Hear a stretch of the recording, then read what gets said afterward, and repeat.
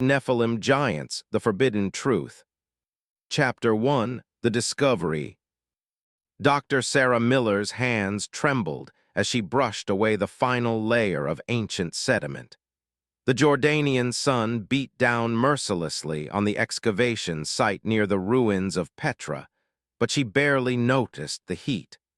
What lay before her defied every principle of archaeology she had learned in her 20 years of field work. "Dr. Rostova," Volkov said, interrupting her thoughts, "there's someone who wants to meet you." He led her to an elevator that descended even deeper into the mountain. The air grew colder, and Sarah noticed the walls were inscribed with symbols she recognized from ancient grimoires. Protective wards, binding spells, things that had no place in a modern scientific facility. The elevator opened into a vast chamber carved from solid rock. In the center, surrounded by a circle of standing stones covered in cuneiform script, stood a man in an expensive suit. He was handsome in an unsettling way, with features too perfect, too symmetrical. His eyes were the color of gold. "Dr. Rostova," he said, his voice resonating in a way that made her bones vibrate. "I am Director Azazel. Welcome to Genesis." Sarah's blood turned to ice. Azazel. In the Book of Enoch, he was one of the chief watchers, the one who taught humanity the art of war and weaponry. But that was myth, allegory, ancient stories. Except she was looking at him. "You seem frightened," Azazel said with a slight smile. "Don't be. I'm not what your Sunday school teachers warned you about. I'm a benefactor of humanity, a teacher, a liberator." "You're one of them," Sarah whispered. "One of the Watchers." "In the flesh, or rather in borrowed flesh. This body belonged to a banker who sold his soul for immortality. I merely took him up on the offer." Azazel circled her slowly. "You're not really Dr. Rostova, are you? You're Dr. Sarah Miller, the archaeologist who found Shemihaze's tablets." Sarah's hand went to the pendant under her shirt. "Oh, that won't help you," Azazel laughed. "Ancient words and old magic. We've had thousands of years to find countermeasures. You think a psalm will save you from me?" "Why am I still alive, then?" Sarah asked, trying to keep her voice steady. "Because you're useful. You've translated the tablets, all of them. You know things that even we have forgotten after millennia of imprisonment. And besides," his smile widened, "I want you to see what's coming. I want you to understand that you cannot stop it." He gestured to the standing stones. "Do you know what these are? They're from Mount Hermon, where 200 of us descended, where we swore our oath to corrupt humanity. That oath still stands, Dr. Miller. And now, after thousands of years bound in darkness, we're nearly free." "The Book of Enoch says you're bound until the final judgment," Sarah said. "The seals are weakening. Every genetic manipulation, every boundary crossed, every time humanity plays God, it weakens the chains. Your scientists are doing our work for us. In their arrogance, they think they're advancing the species. They don't realize they're opening the prison doors." "God will stop you," Sarah said. "He did it before." "With a flood that killed millions," Azazel countered. "Will he do that again? Will your merciful God destroy the very planet he claims to love just to stop us? I don't think so. He's bound by his own promises. No more global floods. And we've learned from our mistakes. This time, we're not just corrupting the bloodline, we're corrupting the spirit. Humanity itself is choosing to become something else, something beyond his redemption." "The Nephilim didn't survive last time," Sarah said. "What makes you think they will now?" "Because this time, we're not just breeding them, we're engineering them, perfecting them. Subject Zero is just the beginning. We're creating beings that combine angelic power, human adaptability, and technological enhancement. They'll be gods, Dr. Miller, and humanity will worship them. Or fear them." Same thing. Azazel moved closer. Let me show you something. He placed his hand on one of the standing stones. The cuneiform symbols began to glow with an eerie blue light. The air shimmered, and suddenly Sarah could see things, shapes in the air, beings that existed just beyond normal perception. Some were beautiful, terrible, and mighty. Others were twisted, corrupted, hungry. The spiritual realm, Azazel explained. It's always been here, overlapping with the physical. Most humans can't see it anymore. You've lost that sense. But it's real, Dr. Miller, more real than the world you think you know, and it's at war. Sarah saw battles raging, angelic beings fighting demonic entities, conflicts that had been ongoing for millennia. She saw threads connecting certain humans to the dark spirits, saw possession, oppression, demonic influence weaving through human society like a cancer. "We're winning," Azazel said softly. "Inch by inch, soul by soul. And when the Nephilim rise again, when the seals finally break and we're released in full strength, the war will be over. Heaven's forces are limited, bound by rules, by honor, by their precious free will doctrine. We have no such limitations." The vision faded, leaving Sarah gasping. "Why show me this?" "So you'll understand the futility of resistance. You and your remnant friends, you're fighting an enemy you can't even see, let alone defeat. Go ahead, destroy this facility if you can. We have others. Kill the embryos here. We have DNA samples in a dozen locations. You can't stop what's coming because it's already here. It's been here since the beginning, waiting for its moment." "Then why not just kill me?" Sarah demanded. Azazel smiled coldly. "Because I want you to warn them, your precious rabbi, your remnant warriors, your Bible-believing friends. I want them to know that judgment is coming, and this time they're on the wrong side.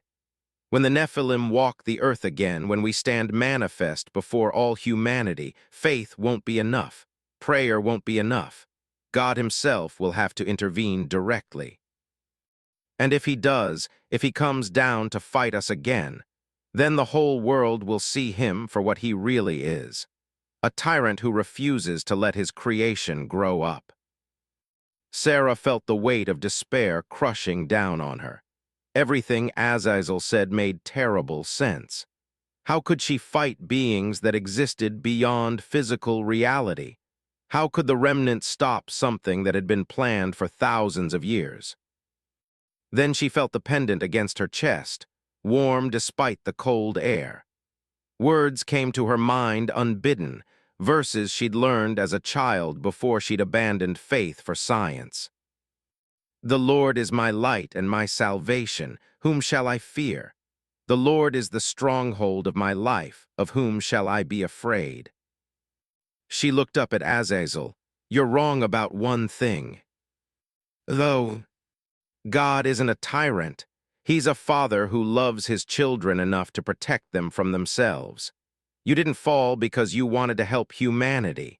You fell because of pride, because you wanted worship for yourselves, and you're still losing." Azazel's golden eyes flashed with anger. "Bold words for someone in my domain. You said yourself you can't kill me, which means you're not as powerful as you claim. The old magic, the Psalms, the name, they still have power. You're afraid of them." "I fear nothing." "Then why are you bound?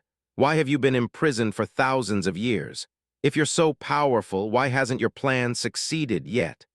Sarah felt strength flowing into her, a courage she didn't know she possessed. "Because God is stronger, and no matter how many times you try, you'll keep losing." Azazel's beautiful face contorted with rage.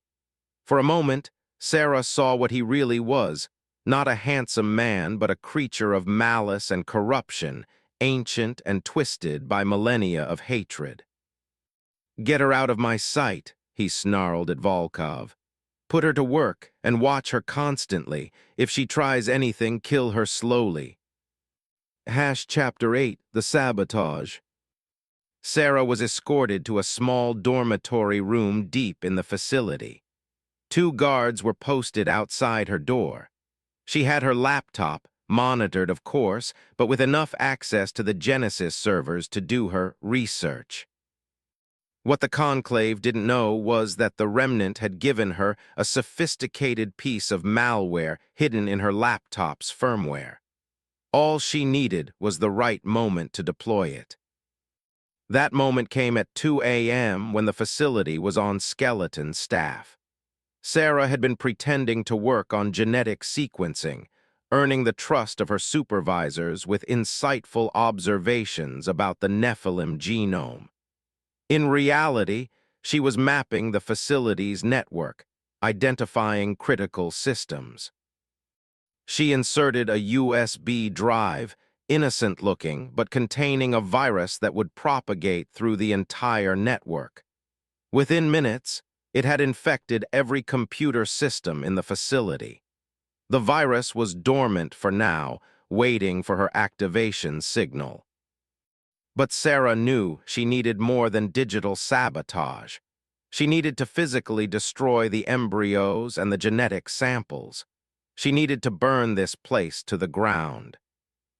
The next day, during her supervised tour of the storage facilities, she memorized the locations of the cryogenic chambers holding the backup DNA samples. There were fail-safes, redundancies, systems designed to prevent exactly what she was planning. But she also noticed something else. The facility's power systems were all routed through a single substation, protected but potentially vulnerable. "Dr. Rostova, you seem distracted," said her handler, a stern woman named Dr. Klein. "Just thinking about the implications," Sarah lied smoothly. "If we're successful, if the Nephilim are truly reborn, what's to stop them from turning on us? The ancient texts say they consumed humans." Dr. Klein smiled coldly. "We've thought of that. Genetic conditioning, neural implants, psychological programming from the moment of consciousness. These Nephilim will be controllable. They'll be weapons, not wild animals. You're planning to use them as soldiers. Among other things, imagine Nephilim enhanced with modern technology, exoskeletons to multiply their already incredible strength, neural interfaces to give them tactical awareness, gene-locked weapons that only they can use. We're not just creating a new species, Dr. Rostova. We're creating the ultimate military asset." "For what war?" Sarah asked. Dr. Klein's expression became distant. "The war that's coming. The Conclave has seen the future: climate collapse, resource wars, civilizational breakdown. When the world tears itself apart, we'll be ready. We'll rebuild it in our image, ruled by an enhanced elite with Nephilim enforcers." "A new world order," Sarah said quietly. "The only world order that matters. Evolution isn't about survival of the fittest anymore. It's about survival of the enhanced." Dr. Klein checked her watch. "We have a meeting with Director Azazel in an hour. He wants to discuss accelerating the project." That meeting was Sarah's opportunity. While the facility's leadership was gathered in one place, she could execute her plan. Chapter 9, The Revelation. The conference room was dominated by a large screen showing Subject 0 in its tank. The creature had grown visibly even in the few days Sarah had been there.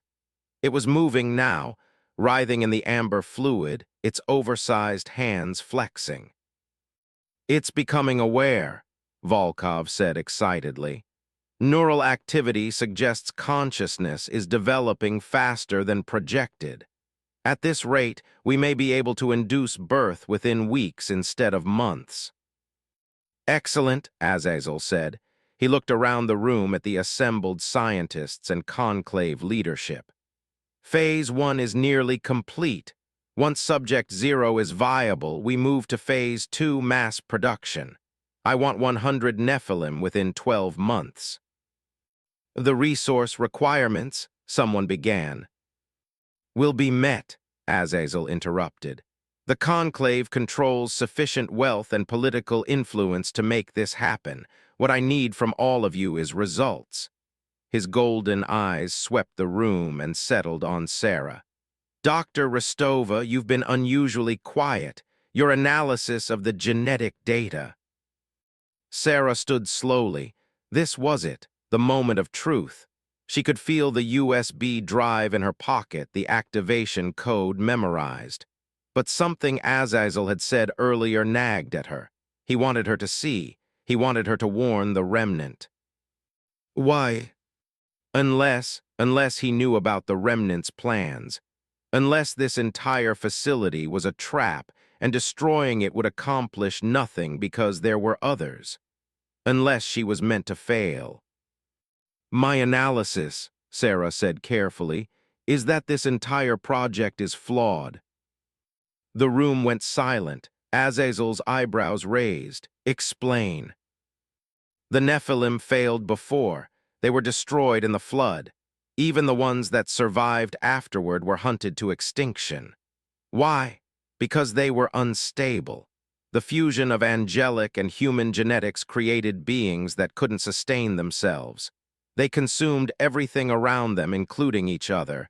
They were powerful, but they were doomed. We've corrected those flaws, Volkov protested. The genetic conditioning. Won't work, Sarah interrupted. Because the problem wasn't genetic, it was spiritual. The Nephilim had no souls in the traditional sense. They were hybrids that couldn't be redeemed, couldn't be saved, couldn't find peace. Their very existence was torture. That's why they were so violent, so destructive. They were trying to fill an emptiness that could never be filled. Fascinating theory, Azazel said. But irrelevant. We don't need them to be at peace. We need them to be powerful. They'll turn on you, Sarah said. The moment Subject Zero wakes up, it will be hostile to everyone, including you. You can't control something that's fundamentally corrupted at a spiritual level. Then it's fortunate we have spiritual advisors, Azazel said with a thin smile. He gestured and the doors opened. Through them came 12 figures in dark robes, their faces hidden by hoods. The Order of the Watchers, humans who have given themselves fully to our cause. They will provide the spiritual binding necessary to control the Nephilim. Sarah felt sick as she realized what she was seeing. These weren't just collaborators. They were willing vessels for demonic possession, human bodies surrendered to fallen angels. They represented the ultimate corruption, humanity choosing to become something less than human. You see, Dr. Miller, yes, I know your real name. We've thought of everything, Azazel continued. Genetic engineering, spiritual binding, technological enhancement, psychological conditioning. The new Nephilim will be perfect weapons, and through them we will reshape this world. God will intervene, Sarah said desperately.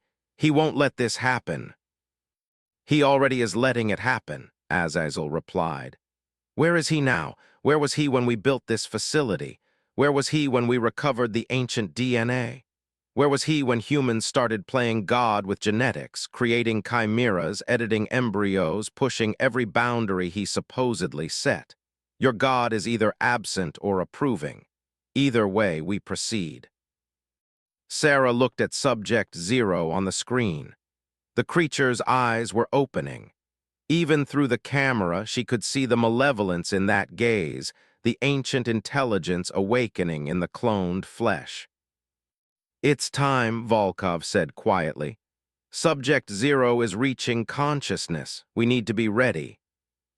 Everyone moved toward the observation room. Sarah felt the USB drive in her pocket. She could activate the virus now, shut down the facility systems, cause chaos. But Azazel was right. There were other facilities. Destroying this one would be a symbolic victory at best. Unless she did something more.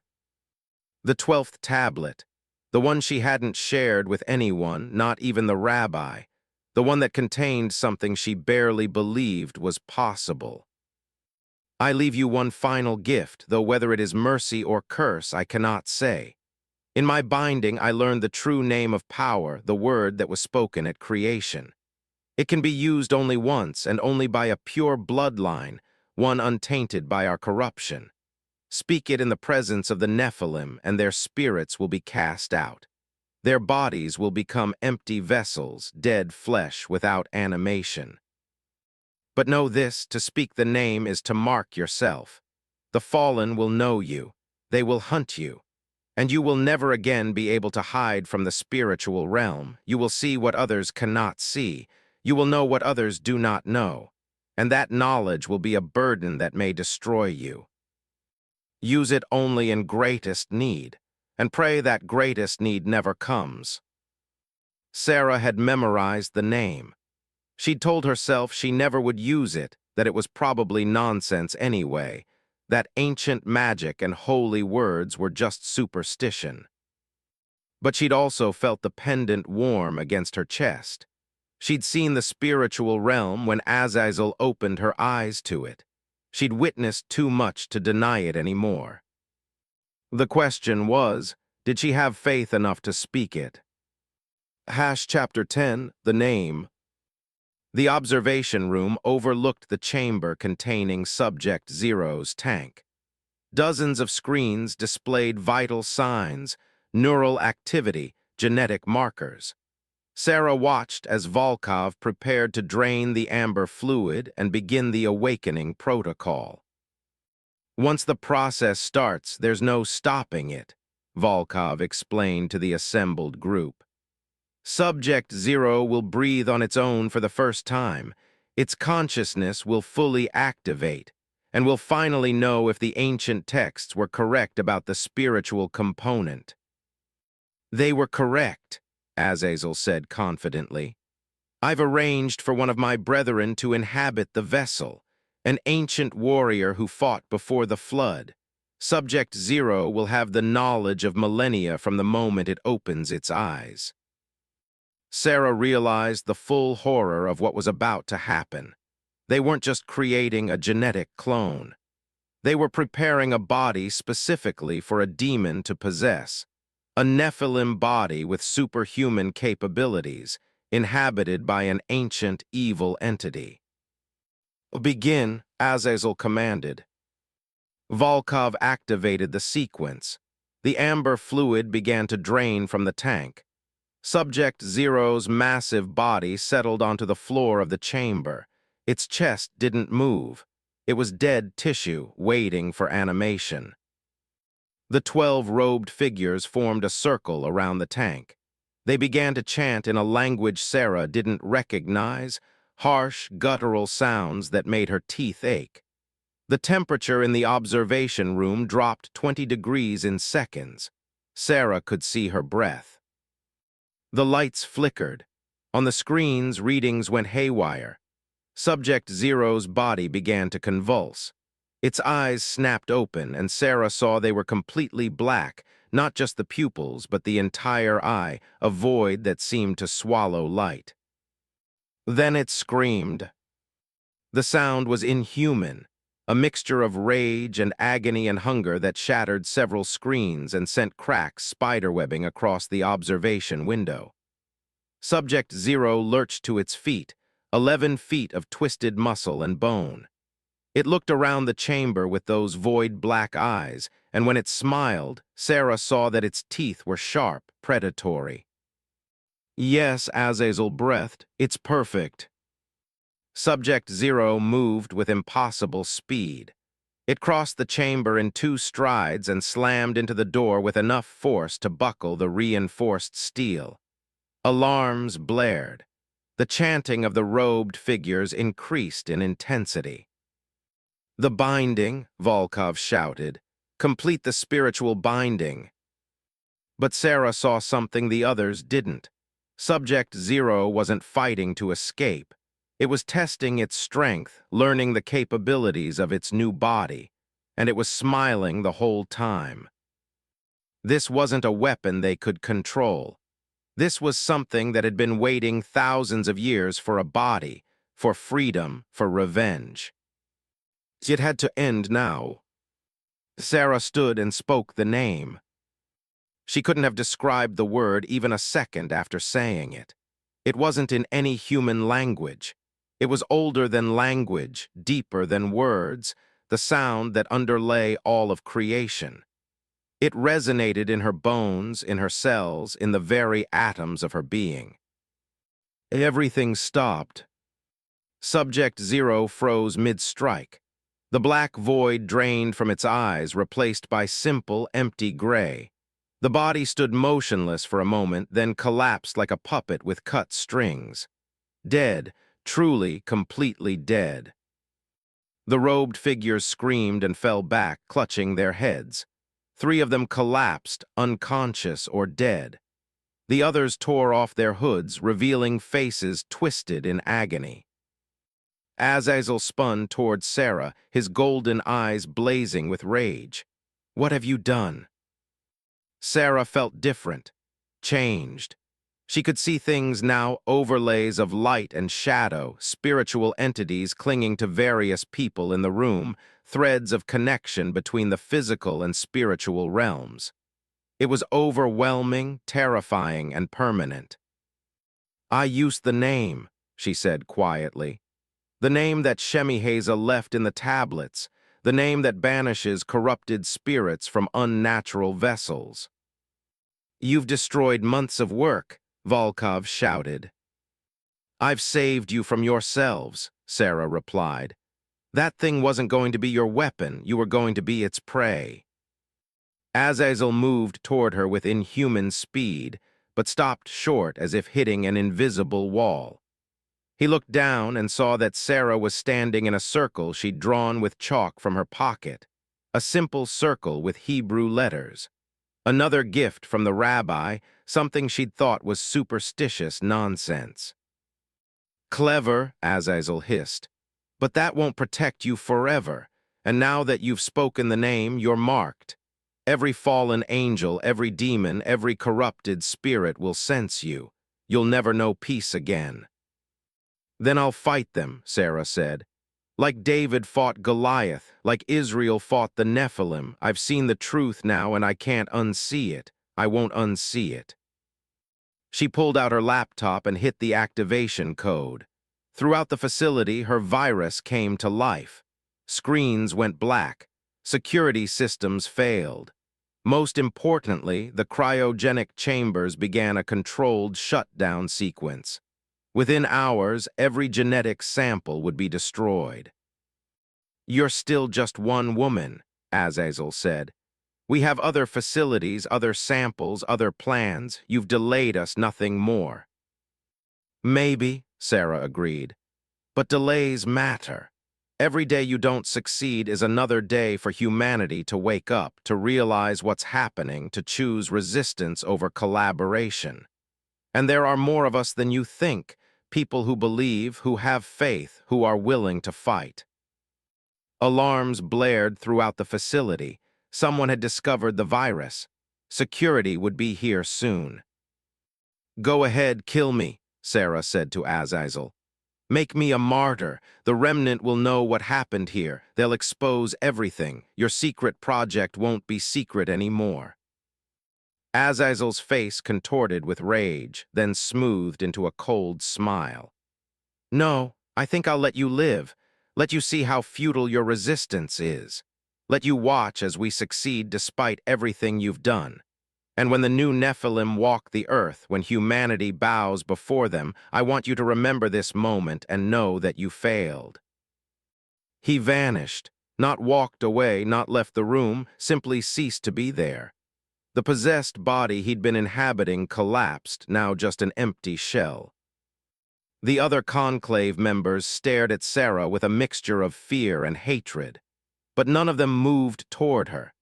They could see what she could now see, the spiritual protection surrounding her, angels standing guard at the cardinal points. Sarah stepped out of the circle and walked toward the door. No one stopped her. She made her way through the facility, watching as her virus destroyed data and corrupted systems. Scientists and security personnel rushed past her, too focused on the emergency to notice one woman calmly walking toward the exit. She emerged into the alpine night air, breathing deep. Her phone had a signal now. She called the remnant's emergency number. "This is Miller," she said when someone answered. "I'm out. The primary facility is compromised, all samples destroyed, but there are others. We need to find them and shut them down." "We will," came the rabbi's voice. "And Sarah, we felt it. The name. Every believer with spiritual sensitivity felt it echo through the heavens. You've struck a blow that will resonate for years." "I can see now," Sarah said quietly. "I can see the spiritual realm. It's everywhere. The demons, the angels, the war. I can't turn it off." "I know, child, it's a burden, but it's also a gift. You can see the enemy now. You can fight more effectively. You're no longer blind." Sarah looked back at the facility as emergency lights blazed and sirens wailed. Then she looked up at the stars, seeing for the first time the spiritual realities that surrounded them. Angels in their courses, powers and principalities, the vast cosmic battle that humanity stumbled through unaware. "What do we do now?" she asked. "We fight," the rabbi said simply. "We expose the truth. We warn everyone who will listen, and we trust that God will intervene when the time is right. He always has." Sarah began walking down the mountain path. Behind her, she heard explosions as the facility's power systems overloaded. Ahead, she saw the lights of a village, normal people living normal lives, completely unaware of what was happening in the shadows. For now, they were safe. The immediate threat had been stopped, but Sarah knew this was just the beginning. The conclave would try again. The fallen angels would find other ways to manifest their plans. The war that began before the flood was still raging, hidden just beneath the surface of everyday reality. But now she could see it, now she could fight it, and she wasn't alone. Epilogue, the war continues. 6 months later, Sarah stood in a remnant safe house in Jerusalem, looking at a map covered in pins, each one marking a suspected conclave facility or site of ancient Nephilim activity. There were dozens of them, scattered across every continent. "We've confirmed 3 more, Rahim said, entering the room with a tablet. "One in Antarctica, one in the Amazon, one in Mongolia, all heavily guarded, all conducting genetic research that matches the Genesis parameters." "And the conclave?" Sarah asked. "Regrouping. They're being more careful now, more secretive, but they haven't given up. If anything, our sabotage has made them more determined." Sarah nodded. She'd expected as much. Organizations like the conclave didn't quit just because of one setback. "There's something else," Rahim said hesitantly. "Reports are coming in from around the world, people with the sight, people who can see the spiritual realm like you can. They're all saying the same thing. The seals are weakening. The bound watchers are getting closer to freedom." Sarah felt the familiar warmth of the pendant against her chest. "How long?" "Years, maybe, could be decades, but it's coming. The end times that Revelation prophesied, that Shemihaza's tablets warned about, they're approaching." "Then we need to be ready." Sarah turned to the rabbi who sat in the corner reading from an ancient text. "What do we do?" The rabbi looked up, his ancient eyes twinkling with a mixture of wisdom and sorrow. "We do what our ancestors did. We trust in the Lord, we resist the enemy, and we prepare the way for the coming king. The Nephilim will rise again, that's prophesied. But so is their defeat. The question isn't whether good will triumph, but whether we'll have the faith to stand firm when the darkness seems overwhelming." "I have something to show you," he continued, gesturing to the book in his lap. It's from the Dead Sea Scrolls, a fragment that's never been publicly released. Listen. In the last days, when the giants walk again and the sons of God return to their rebellion, a remnant will arise, not of power or might, but of faith. They will speak the names of power, wield the word of truth, and stand in the authority of the Most High. Through them, the Lord will demonstrate that the weakest human who trusts in God is mightier than the strongest fallen angel. Sarah smiled. That's us, we're that remnant. We are, the rabbi agreed.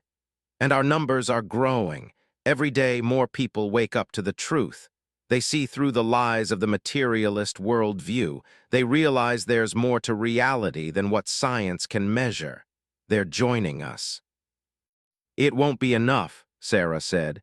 Not against what's coming. The spiritual forces aligned against us are already defeated, the rabbi interrupted gently. That's what you must understand, Sarah. The war was won 2,000 years ago on a cross outside Jerusalem. The Messiah crushed the serpent's head. Everything since then has been mopping up operations. The enemy knows he's lost. That's why he's so desperate, so frantic. He's trying to change the outcome, but he can't. The victory is assured. Then why do we fight? Because people still need saving. Every soul that the enemy claims is a tragedy.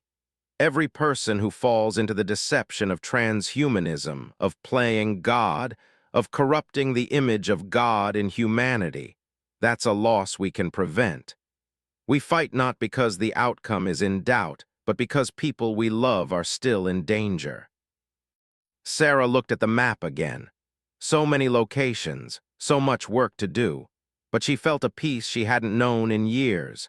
Despite everything she'd seen, the demons, the corruption, the vast conspiracy, she also saw the truth that underpinned it all. God was real. Angels were real. The spiritual war was real.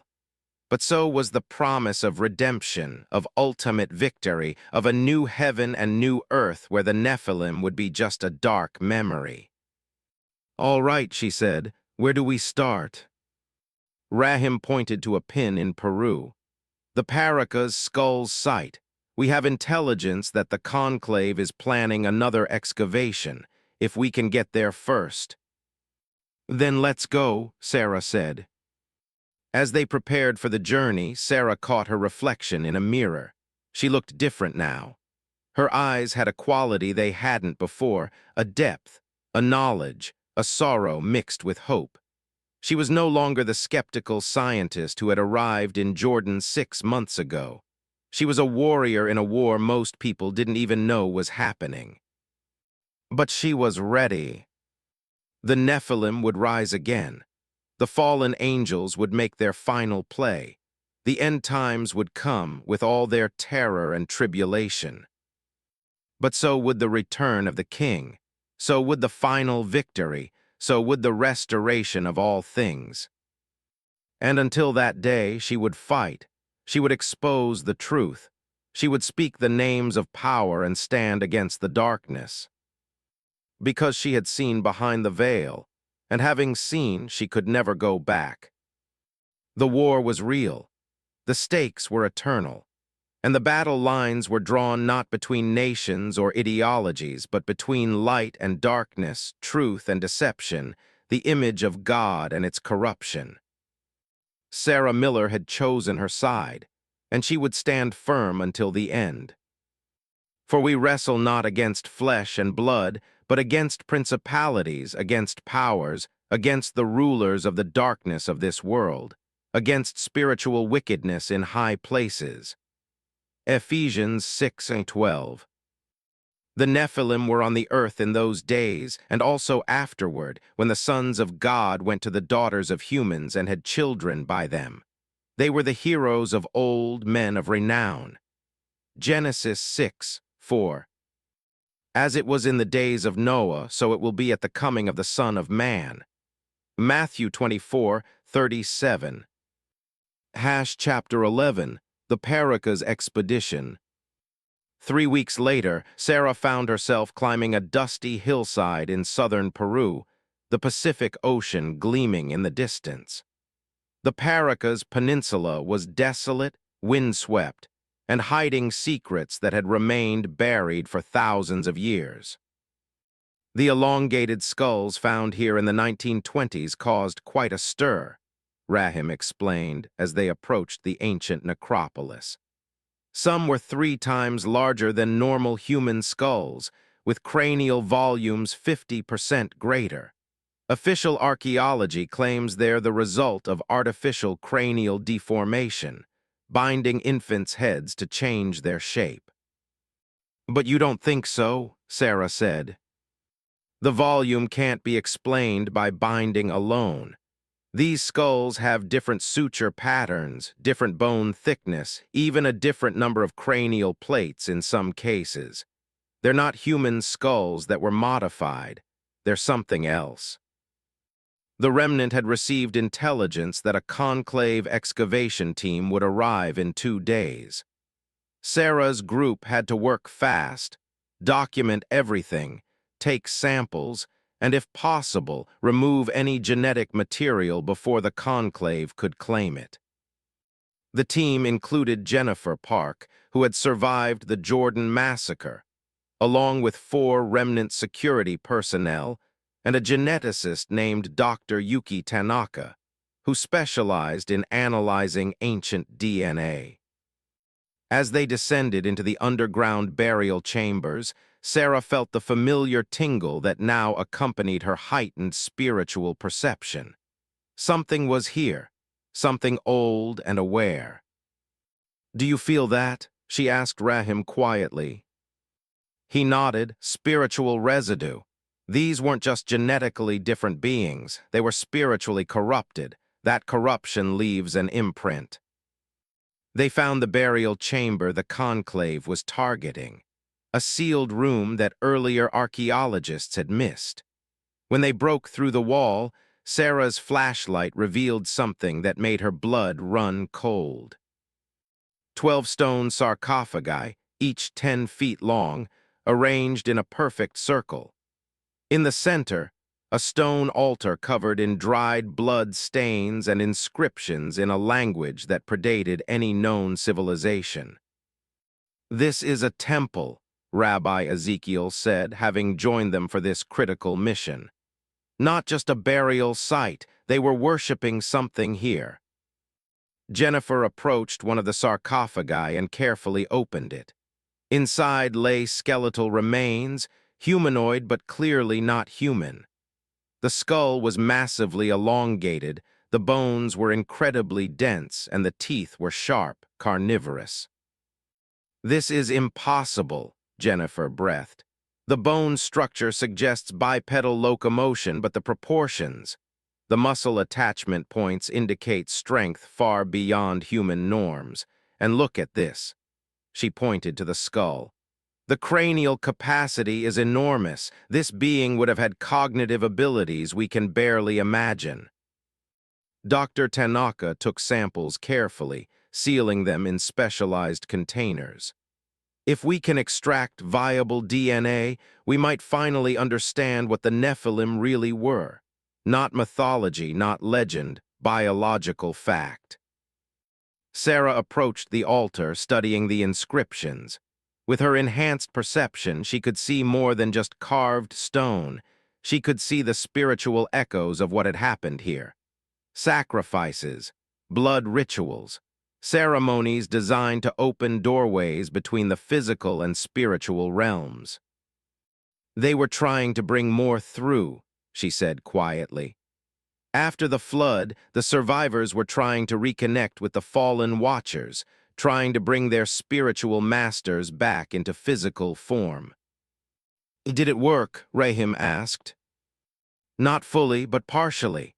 Enough to sustain their bloodline for centuries."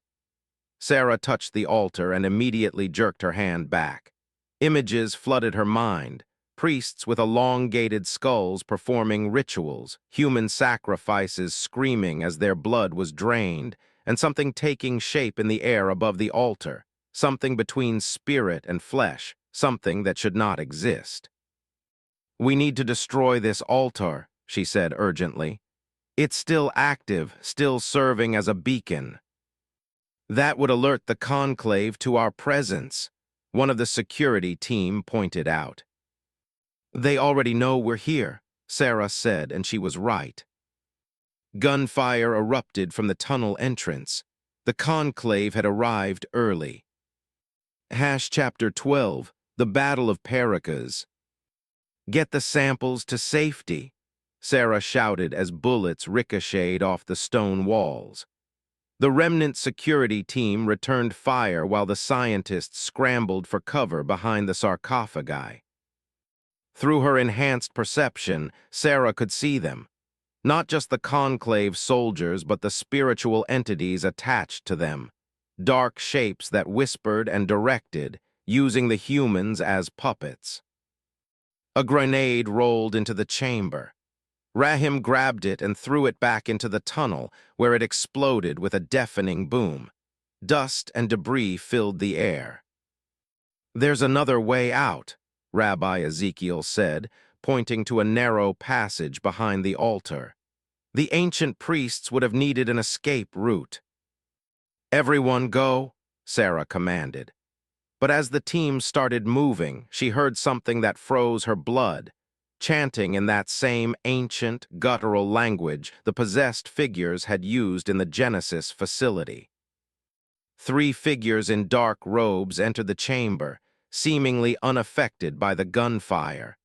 The remnants' bullets passed through them as if they were smoke. "Wraiths," the rabbi hissed. "Spirits that have been given temporary physical form through blood magic. Bullets won't stop them." The wraiths moved with inhuman speed toward the scientists. One grabbed Jennifer, lifting her off her feet with impossible strength.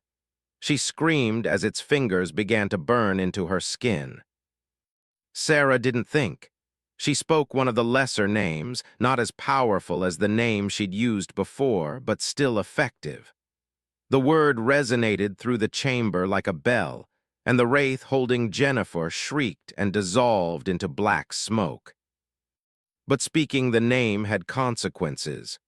The other 2 wraiths turned their attention to Sarah, and she could see the malevolent intelligence in their hollow eyes. They recognized her now, marked her as a threat. They charged. Sarah spoke another name, but one of them was faster. It slammed into her, and she felt icy cold pierce through her body. The wraith was trying to enter her, to possess her, to corrupt her from within. She felt the pendant burn hot against her chest. The psalm inscribed on it blazed with light visible even in the physical realm. The wraith recoiled, smoking and hissing. "You cannot touch me," Sarah said, her voice stronger than she felt. "I am sealed by the name that is above all names. I am protected by the blood of the Lamb. You have no authority here." The wraith screamed and dissipated. The third one, seeing its companions destroyed, fled back into the tunnel. But more conclave soldiers were coming. Sarah could hear them advancing, dozens of them, heavily armed. "The altar," she said to Rahim. "Help me destroy it." Together they pushed the massive stone altar. It was incredibly heavy, but adrenaline gave them strength. The altar toppled and shattered on the chamber floor. Immediately, Sarah felt the spiritual pressure in the room decrease. The doorway the altar had maintained was closing. "Now we run," the rabbi said. They fled through the narrow passage, which twisted and turned through solid rock. Behind them, they heard the conclave soldiers discovering the chamber, heard their angry shouts when they realized the altar was destroyed. The passage opened onto a cliff face overlooking the ocean. Waves crashed against rocks far below. There was no way down, no escape route. "We're trapped," Jennifer said. "No," Sarah replied, pointing to a series of ancient handholds carved into the rock face. "The priests carved a path. It's dangerous, but it's our only option." One by one, they began the treacherous climb down. Sarah went last, and as she started descending, she looked back to see a figure standing at the tunnel entrance. Azazel, still in a different human host, but she recognized the golden eyes. "You can run, Dr. Miller," he called out, "but you can't hide. Every time you speak a name, we know where you are. Every time you manifest spiritual power, you beacon your location to every fallen angel in the vicinity. You've made yourself a target." "Better a target than a slave," Sarah shot back. Azazel smiled coldly. "We'll see how you feel after years of running, years of fighting, years of watching people you care about die because of you. The burden you've taken on will crush you eventually. It crushes everyone." "Not everyone," Sarah said. "David stood against Goliath. Elijah stood against the prophets of Baal. Daniel stood against empires, and they didn't stand alone. Neither do I." She disappeared over the cliff edge, leaving Azazel staring after her. She didn't see his expression change from confidence to something that might have been concern. Chapter 13, The Global Network. The team made it to a remnant safe house in Lima, Peru. Dr. Tanaka immediately began analyzing the DNA samples they'd extracted from the Paracas' skulls. What he found was both fascinating and terrifying. "This is definitely human DNA as the base," he explained, showing them genetic sequences on his screen. "But there are insertions, sequences that don't appear anywhere in the human genome. They're not from any known primate, any mammal, or any terrestrial organism." "What are they from?" Jennifer asked. "That's the problem. I don't know. The sequences are incredibly complex, encoding for proteins and cellular structures that shouldn't be possible. It's as if someone took human DNA and added something else, something that operates on principles outside our understanding of biology." "Angelic genetics," Sarah said quietly. "If you want to call it that. Whatever these beings were, they were hybrids. And the insertions aren't random, they're precisely placed, almost like they were engineered." "By the Watchers," Rabbi Ezekiel said. "They didn't just mate with human women. They manipulated the genetics directly, creating designer offspring with specific traits." "Which means the Conclave can do the same thing," Rahim added. "If they have access to these sequences, they can use CRISPR or other gene editing tools to insert them into modern human embryos." Sarah's phone buzzed. It was a secure message from Marcus Webb. "Sarah, we need to talk urgently. I've discovered something about the Conclave's endgame. Call me." She excused herself and made the call from a secure line. "Marcus, what did you find?" "I've been tracking Conclave financial transactions," Marcus said, his voice tense. "They've been funneling money into a project called Babel Initiative. The name is significant. The Tower of Babel was humanity's first attempt to reach heaven after the flood." "What are they building?" "Not a tower, a network. They've established genetic research facilities on all 7 continents, including Antarctica. Each facility focuses on a different aspect of Nephilim genetics, strength, intelligence, longevity, psychic abilities. But they're not working independently. They're coordinating." "Toward what?" "A singular event they're calling the Ascension. From what I can piece together, they plan to release a genetic modification vector worldwide, possibly through vaccines, possibly through the food supply. It would modify human DNA on a global scale, inserting the Nephilim sequences into the entire population." Sarah felt sick. "They want to turn everyone into Nephilim." "Not full Nephilim, but hybrid enough that humanity as God created it would cease to exist. The image of God would be corrupted beyond repair. And according to biblical prophecy, that would force God's hand. He would have to intervene directly. Which is what they want, Sarah realized. They're trying to trigger the apocalypse. More than that, they think they can win it. They believe that if they corrupt humanity completely, if they create an army of Nephilim hybrid humans possessed by fallen angels, they can defeat the armies of heaven when the final battle comes. Well, that's insane. Is it? They've had thousands of years to plan this. They've infiltrated governments, corporations, religious institutions. They have resources beyond imagination. And they believe time is running out, that the seals holding the watchers are weakening, that the end times are beginning. This is their final gambit. Sarah thought of Azazel's words at the cliff. They weren't just trying to create individual Nephilim.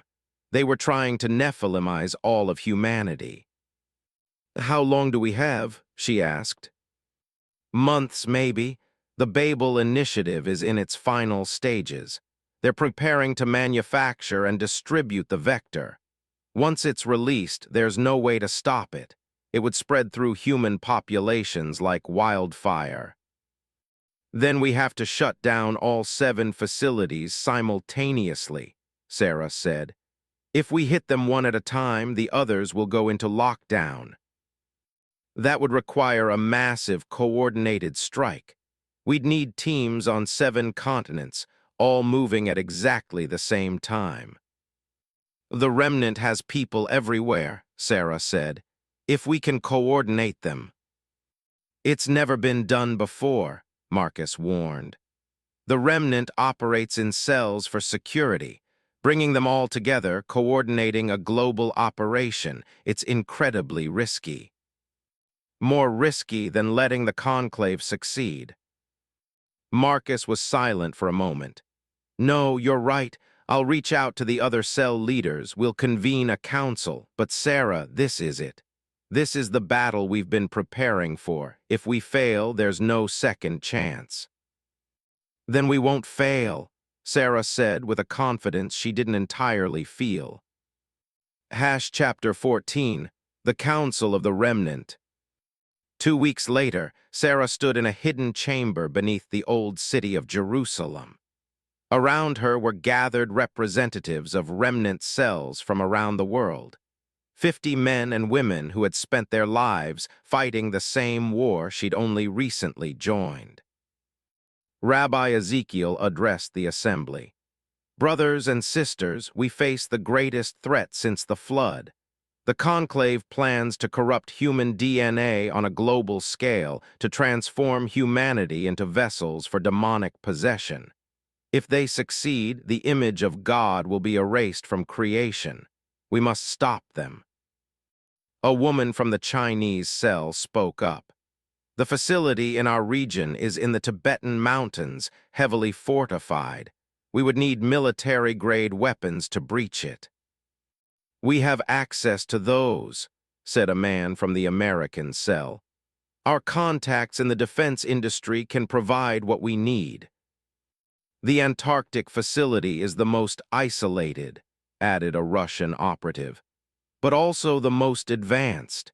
Intelligence suggests it's where they're manufacturing the primary vector." "Then that's our priority target," Sarah said.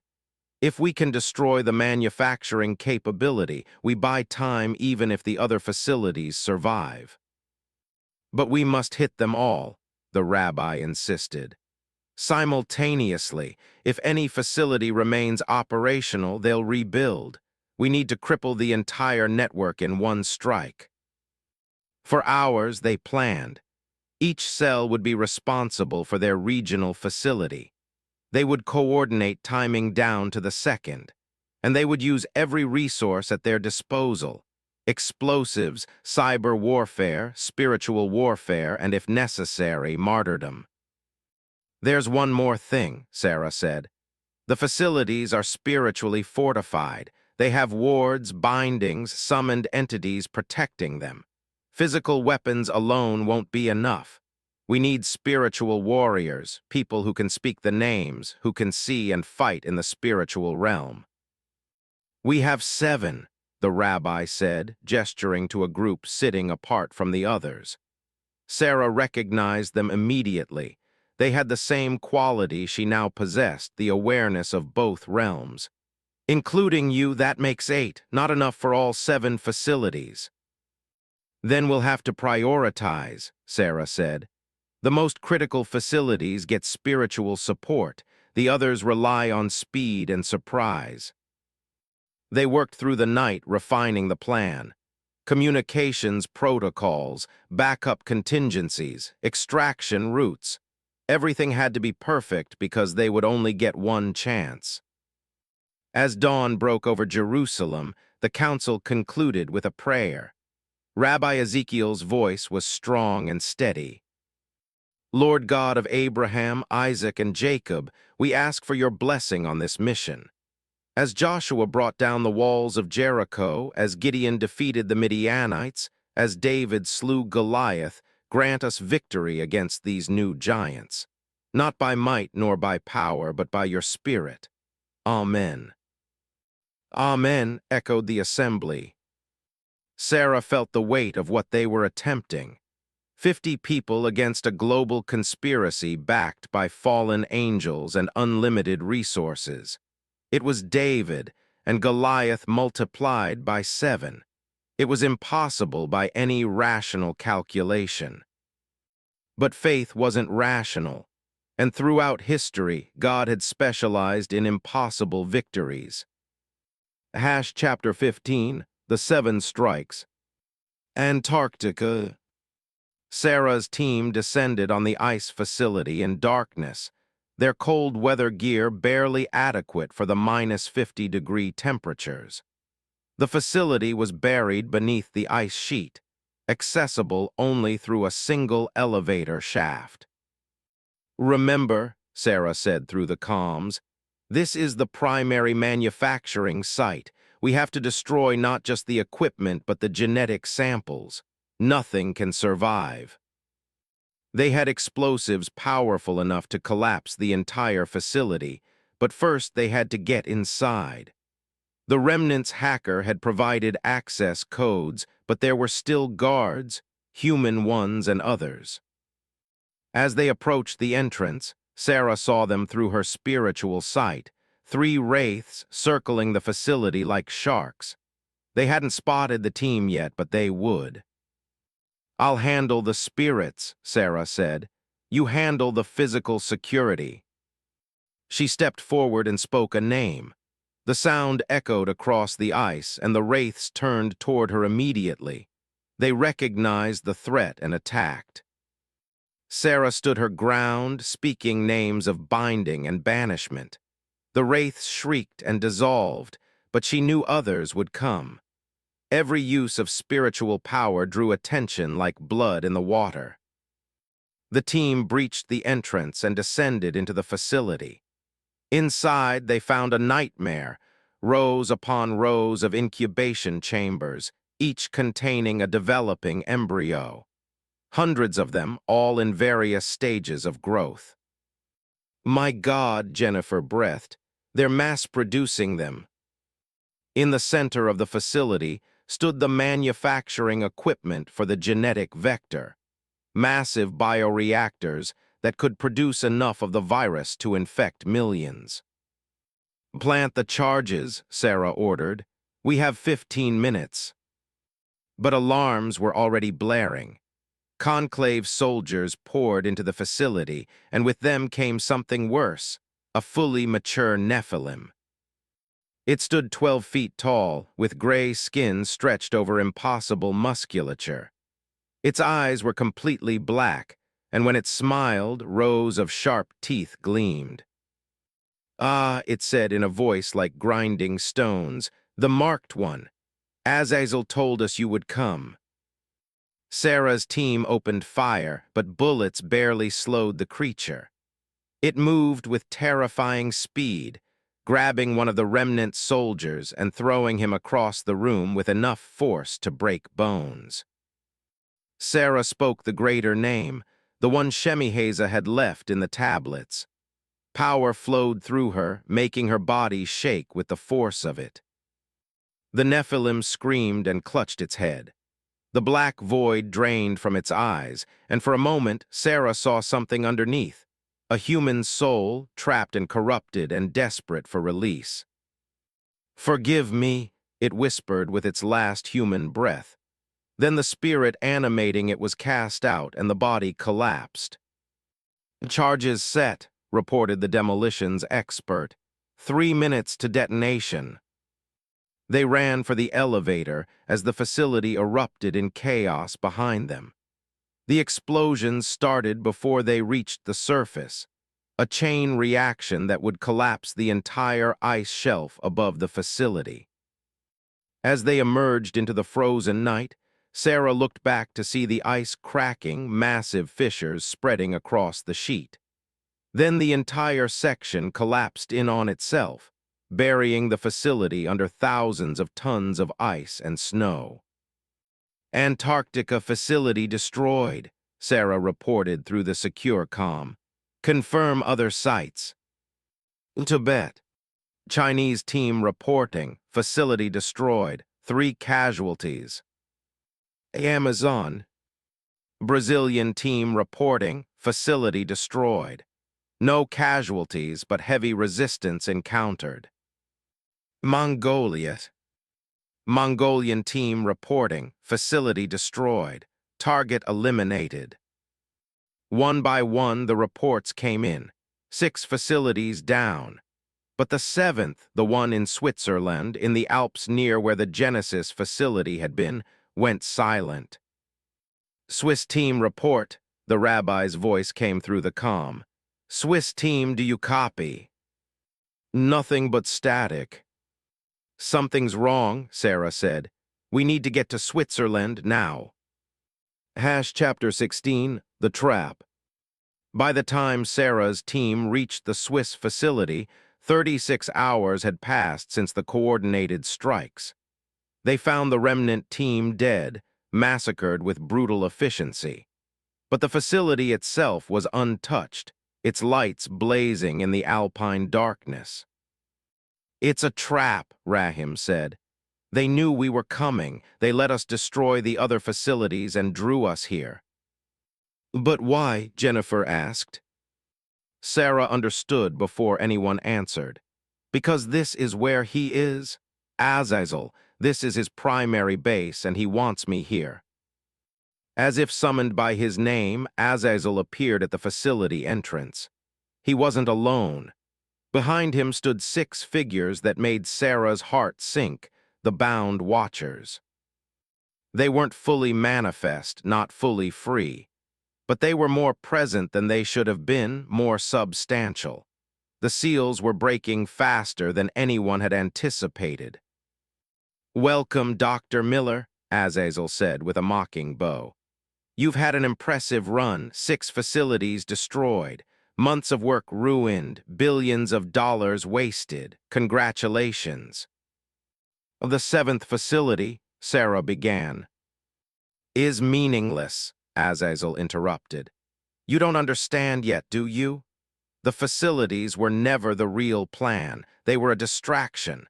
While you've been running around the world playing hero, we've been implementing the actual Babel initiative." He gestured, and screens lit up on the facility's exterior walls showing news broadcasts from around the world.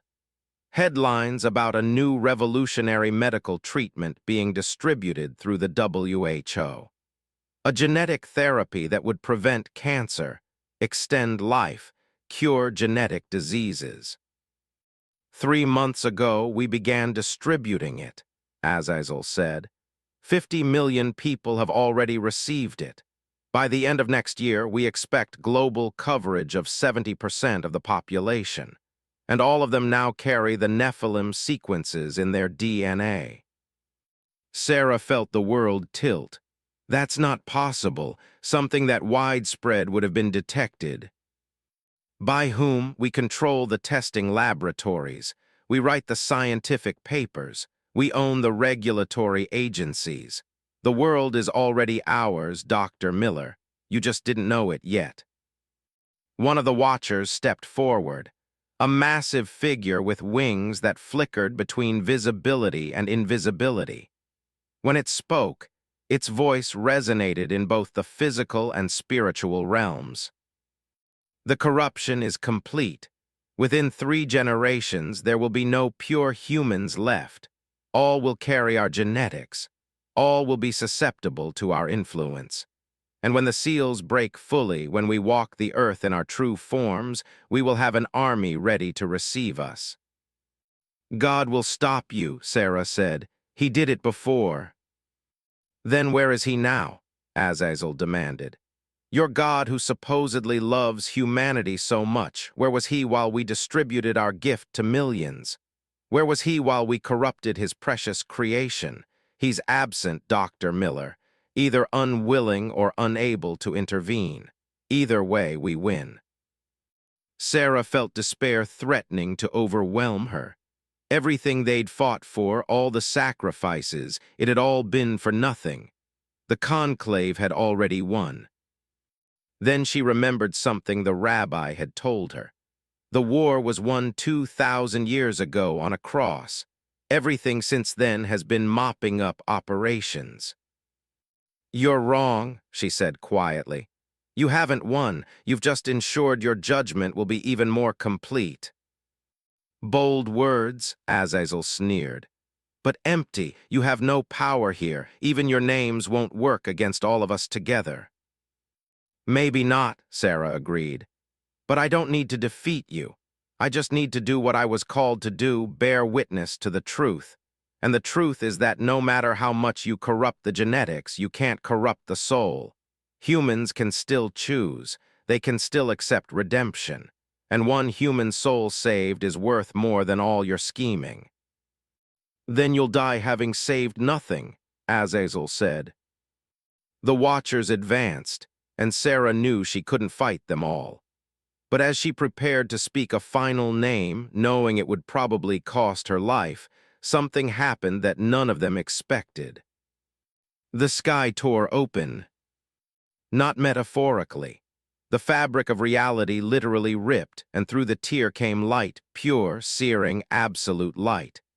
And in that light Sarah saw them, the armies of heaven, angels in their true forms, terrible and beautiful beyond description. At their head rode a figure on a white horse, and Sarah knew without being told who it was. The Messiah, the Word made flesh, the Lion of Judah. No, Azazel whispered. It's too soon, the prophecies say. The prophecies say the Son of Man will come when no one expects, a voice like thunder declared. Did you think you could predict the hour of judgment? The Watchers fled, their partially manifested forms dissolving as they retreated to their prison. Azazel tried to run, but he was frozen in place by a word from the mounted figure. Your time is finished, the voice declared. The corruption you've spread will be cleansed. The genetics you've manipulated will be restored, and every soul will have the chance to choose freely without your interference. Sarah fell to her knees, overwhelmed by the presence of holiness. She couldn't look directly at the figure, couldn't bear the weight of absolute righteousness. Rise, daughter, the voice said more gently. Your faithfulness has been noted, your witness has mattered, and your war is not finished. I don't understand, Sarah managed to say. The end is near, but not yet here. There is still time for redemption, still time for souls to be saved. You will continue to witness, continue to fight, continue to bear the truth. And when the final hour comes, you will stand with my army. The vision began to fade. Sarah felt herself being pulled back to ordinary reality. Wait, she called out. The people who received the genetic modification, can they be saved? The last thing she heard was, I came to save sinners, to heal the sick, to restore the corrupted. No one is beyond redemption who truly seeks it. Even Nephilim genetics cannot separate my children from my love. Then the vision was gone, and Sarah was standing in the alpine snow with her team, who looked just as shaken as she felt. Azazel was gone, the facility was dark, and Sarah knew with absolute certainty that everything had changed. Epilogue, The Long War. 1 year later, Sarah stood before a crowd of 2,000 people in a stadium in Sao Paulo, Brazil. Behind her, a screen showed the genetic evidence, the facility photographs, the testimony of conclave defectors. "The truth is simple," she said. "Powerful people have been manipulating human genetics for their own purposes. They claim it's for medical advancement, but the real goal is to corrupt humanity, to make us into something we were never meant to be. But there is hope. The corruption can be resisted. The modifications can be reversed with new therapies we've developed. And most importantly, your soul, your essential self, cannot be changed by genetics. You are still made in the image of God." The global awakening had begun after that night in Switzerland. Sarah's vision had been shared by believers around the world. Hundreds of thousands of people reporting the same experience, seeing the armies of heaven, hearing the declaration of judgment delayed but not canceled. The conclave had gone into hiding, their plans disrupted but not destroyed. The watchers remained bound, but the seals continued to weaken. The end times were still approaching. But humanity had been given a reprieve, time to wake up, time to choose, time to prepare. Sarah's ministry had grown beyond anything she'd imagined. The remnant was no longer a secret organization, but a global movement. Scientists, doctors, spiritual leaders, all coming together to counter the Babel initiative with what they called the Genesis Restoration Project. They developed genetic therapies that could remove the Nephilim sequences. They'd created testing protocols to identify who had been modified. They'd established clinics in 100 countries offering free treatment. But the real battle was spiritual. Sarah spent her days teaching people to see the hidden war, to recognize spiritual deception, to stand firm in faith against an enemy most of them couldn't perceive. "The time is short," she told the crowd. "We don't know how long we have, months, years, maybe decades, but the final battle is coming. The Watchers will be released. The Nephilim will rise one last time, and every person will have to choose which side they're on, not based on genetics, not based on power, but based on faith, on whether you trust the Creator or the corruption." After the presentation, an elderly woman approached Sarah. She had tears in her eyes. "My grandson received the genetic treatment," she said. "Is there hope for him?" "Absolutely," Sarah replied. "Bring him to our clinic. We can reverse the modification. And even if we couldn't, even if the genetics were permanent, his soul is his own. Nothing can change that unless he chooses to surrender it." The woman left with hope in her eyes, and Sarah felt the familiar warmth of the pendant against her chest.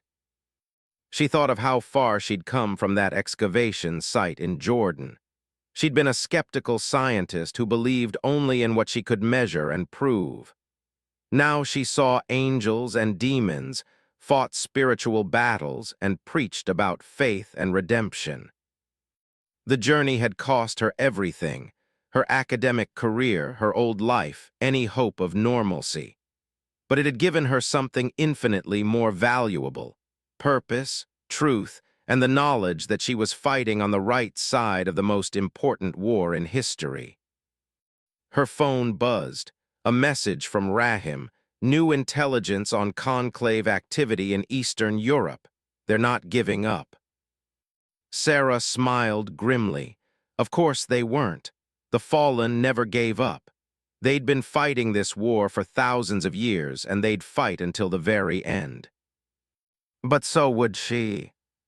"For we wrestle not against flesh and blood," she whispered, quoting the verse that had become her daily prayer, "but against principalities, against powers, against the rulers of the darkness of this world, against spiritual wickedness in high places. The long war continued. The enemy was powerful, ancient, and cunning, but the victory was already assured. She'd seen it with her own eyes that night in Switzerland. The king was coming, and when he did, every corrupt thing would be made right, every twisted thing would be made straight, and every tear would be wiped away. Until that day, she would fight, she would witness, she would stand. Because that's what the remnant did. That's what warriors of faith had always done. They stood against the giants, and they won. Not because they were stronger, smarter, or more powerful, but because they served the one who was. Sarah packed her things and headed for the airport. Eastern Europe was waiting, and wherever the conclave operated, wherever the Nephilim genetics were being spread, wherever the corruption took root, there she would go. Bearing witness, speaking truth, fighting the good fight. Until the end of days. The end. As it was in the days of Noah, so it will be at the coming of the Son of Man. Matthew 24:37.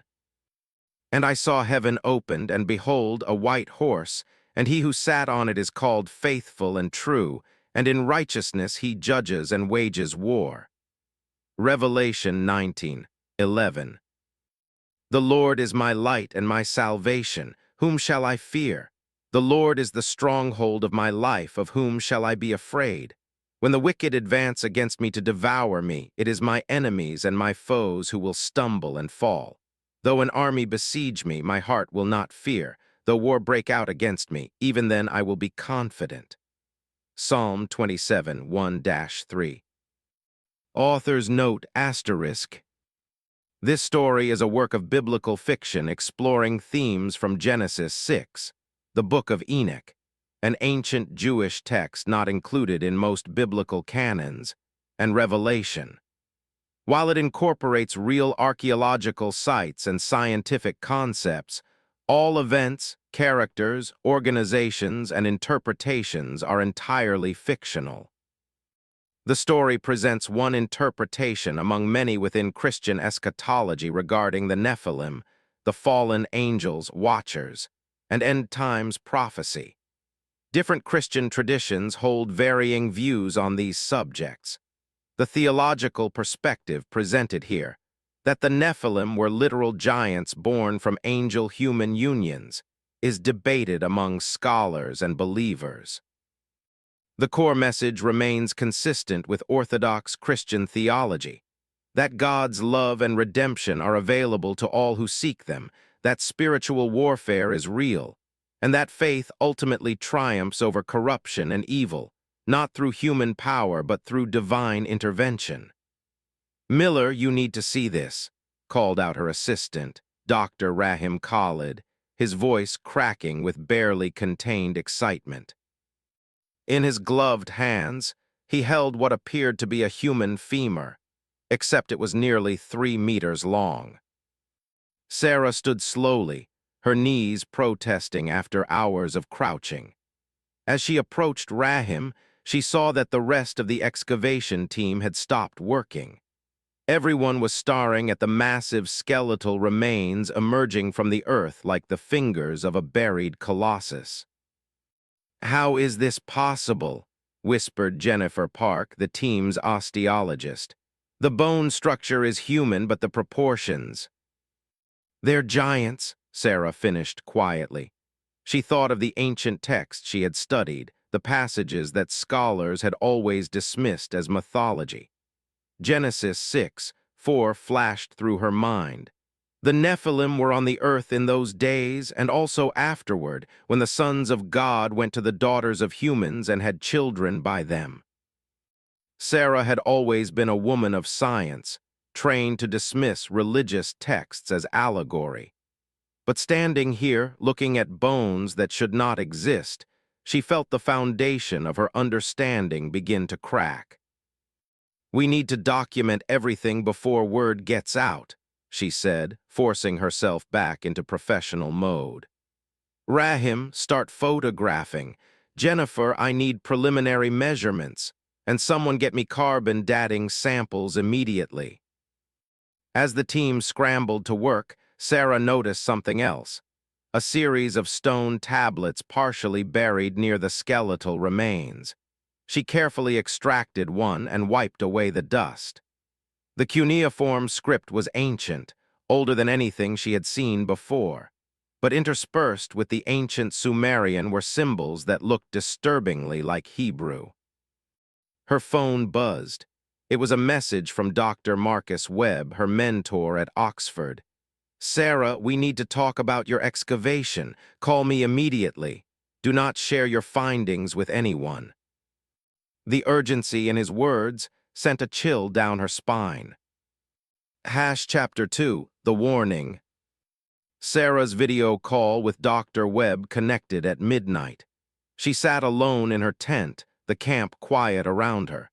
When his face appeared on the screen, she was shocked by his appearance.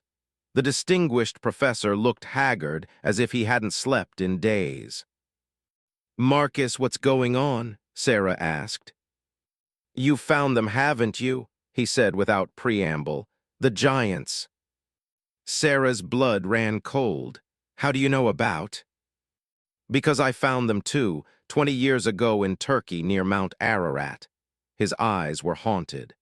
"Sarah, you need to bury them again, destroy your data, forget you ever saw anything." "What, Marcus, are you insane? This is the archaeological find of the century." "It's a death sentence," he hissed. "Do you think you're the first? There have been dozens of excavations over the past century. Giant skeletons found in the Americas, Europe, the Middle East. The Smithsonian has a whole warehouse of them. So does the Vatican, all buried, all suppressed." Sarah laughed nervously. "You sound like a conspiracy theorist." "I sound like someone who watched his entire team die," Marcus said flatly. 3 weeks after we uncovered the site, there was an accident. A cave-in. Everyone who knew about the giants was killed, everyone except me. I was in Ankara getting supplies. "That's impossible. Someone would have investigated." "They did. Turkish authorities ruled it an accident. Case closed. But I know better, Sarah. I've spent 20 years researching, following the trail. There are people, organizations, that will do anything to keep this secret." "Why?" Sarah demanded. "Why would anyone care about ancient bones?" Marcus leaned closer to the camera. "Because they're not just bones, Sarah. They're proof. Proof that Genesis wasn't metaphor. Proof that the fallen angels mated with human women and created an abomination.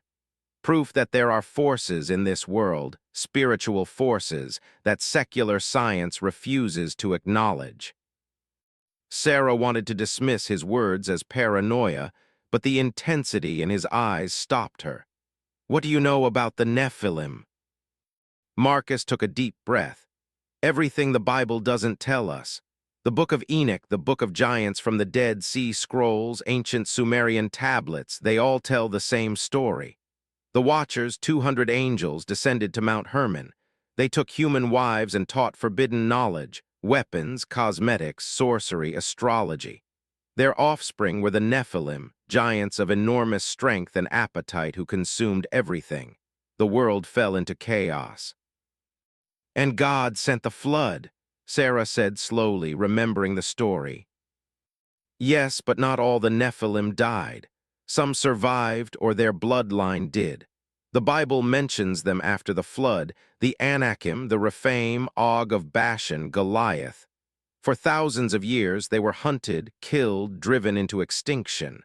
But their legacy remains." "In bones," Sarah said.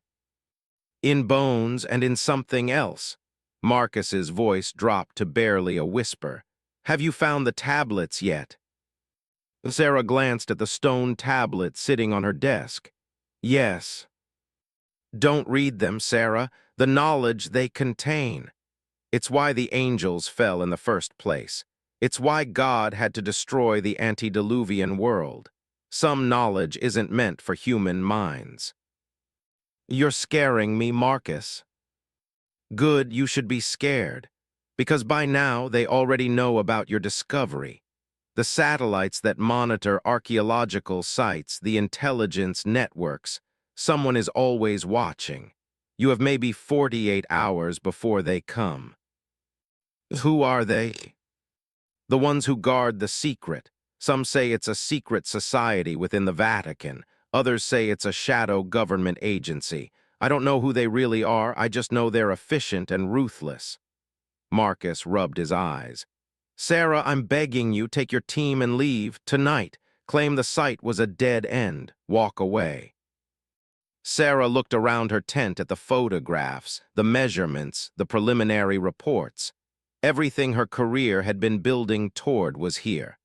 I can't, Marcus, I can't just bury the truth.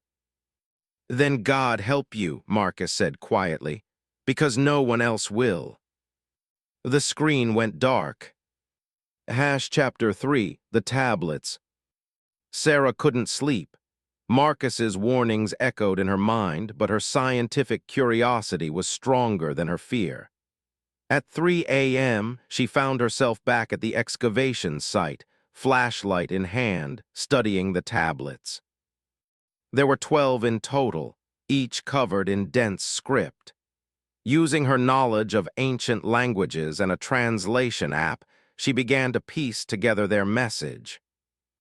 I am Shemiheza, chief of the Watchers who descended. I write this as testament to our folly that future generations might understand what was lost, what was gained, and what must never be repeated. We were guardians appointed to watch over humanity, but watching we desired, desiring we descended. The daughters of men were beautiful, and we took them as wives. From these unions came the Nephilim, neither angel nor human, but something in between. At first we thought it glorious. Our children were mighty, powerful, capable of feats no human could accomplish. We taught humanity the secrets of heaven, metallurgy, astronomy, medicine, writing. We elevated them from animals to civilization. But there was a price. The Nephilim were insatiable. They consumed the produce of men, then the men themselves. They drank blood and learned violence without conscience. They grew in size and wickedness, and the earth groaned under their tyranny. We had created monsters. Worse, we had polluted the human bloodline. The image of God, which he had breathed into Adam, was corrupted. The purpose of creation itself was endangered. The other angels, the loyal ones, reported to heaven. The decree came. The Watchers were to be bound in darkness until the final judgment. The earth was to be cleansed by water. Every living thing with the corrupted bloodline was to be destroyed. But Noah was pure in his generations. His family alone retained the uncorrupted image. Through them, humanity would survive. I write this in chains, watching the storm clouds gather. The Nephilim don't know their doom approaches. They think themselves gods, immortal and invincible. But I have seen the future in my torment, they will all fall. Yet I have also seen that the corruption doesn't end. Some Nephilim will survive in isolated regions. Some human women will carry the giant gene, and the knowledge we taught cannot be unlearned. To whoever finds this, beware. The Nephilim are a warning of what happens when the divine mingles with the mortal, when boundaries meant to protect are crossed. Some doors once opened can never fully close. We thought we could make humanity better. Instead, we nearly destroyed it. Learn from our fall. Sarah sat back, her mind reeling. If this was authentic, if it was really written by one of the Watchers, it changed everything. Not just archaeology, but theology, anthropology, the very understanding of human origins. She heard a sound behind her and spun around. Rahim stood at the edge of the excavation, his face pale in the moonlight. How long have you been there? Sarah asked. Long enough. He descended into the pit and stood beside her. "Dr. Miller, I need to tell you something. I'm not just an archaeologist." Sarah's hand instinctively went to the knife on her belt. "What are you?" "I'm with an organization called the Remnant. We're descendants of the ancient Hebrews who fought the giants. Our families have spent 3,000 years hunting for evidence of the Nephilim, protecting the truth from those who would bury it. And you've been lying to me this entire time." "I've been protecting you," Rahim said urgently. "The people Dr. Webb warned you about, they're called the Conclave. They've been suppressing evidence of the Nephilim since the Crusades. But we believe the truth needs to come out. Humanity needs to know its real history." "Why?" Sarah demanded. "Why does it matter if giants existed thousands of years ago?" Rahim's next words made her blood freeze. "Because they didn't all die thousands of years ago, Dr. Miller. The bloodline survived, and it's active again." Chapter 4, The Bloodline. Rahim led Sarah back to his tent and opened his laptop. The screen filled with news articles, scientific papers, and classified documents. "Look at this," he said, pulling up a graph. "Over the past 50 years, there's been a statistical anomaly in human growth patterns. Not just people getting slightly taller due to better nutrition. We're talking about individuals who exceed normal human proportions by impossible margins." Sarah leaned closer. The data showed clusters of people around the world, in remote regions of the Caucasus, deep in the Amazon, isolated Pacific islands, with heights exceeding 2.5 to 3 meters, often with unusual skeletal structures and muscle density. "Gigantism," Sarah said, "pituitary disorders." "That's what the medical establishment claims," Rahim agreed. "But look at this." He pulled up genetic sequencing data. "These individuals share genetic markers that don't appear in the normal human genome, markers that suggest hybridization with something else." "That's impossible." "So are 3-meter femurs," Rahim countered. "Dr. Miller, the Nephilim weren't just a one-time event. Throughout history, there have been accounts of giants. The Titans of Greek mythology, the Jotun of Norse legend, the Quinametsin of Aztec tradition, every culture has stories of them. What if they weren't myths? What if small populations survived in isolated regions, occasionally breeding with humans?" Sarah thought of Goliath, 9 feet tall, defeated by David. Of Og, king of Bashan, whose iron bed was 13 feet long. The Bible treated these as historical figures, not myths. "You're saying there are still giants alive today?" "Diluted, hidden, but yes, and someone is trying to bring back the pure bloodline." Rahim pulled up another file. "Genetic engineering, CRISPR technology. There are laboratories, black sites funded by billionaires and shadow governments, where they're attempting to recreate the Nephilim genome." "Why would anyone want to do that?" "Power," Rahim said simply. "Imagine an army of super soldiers with the strength of 10 men, the intelligence of the ancient watchers, and no moral conscience. Or imagine the wealthy elite using the technology to enhance themselves, to become literally superhuman. The Nephilim represented the ultimate transhumanism, beings who transcended normal human limitations." Sarah felt sick, "And you think the Conclave knows about this?" "The Conclave isn't trying to stop it," Rahim said bitterly. "They're funding it. They've spent centuries suppressing evidence of the original Nephilim not to hide the truth, but to monopolize it. They want to control the technology, to become the new watchers themselves." "Oh, that's insane."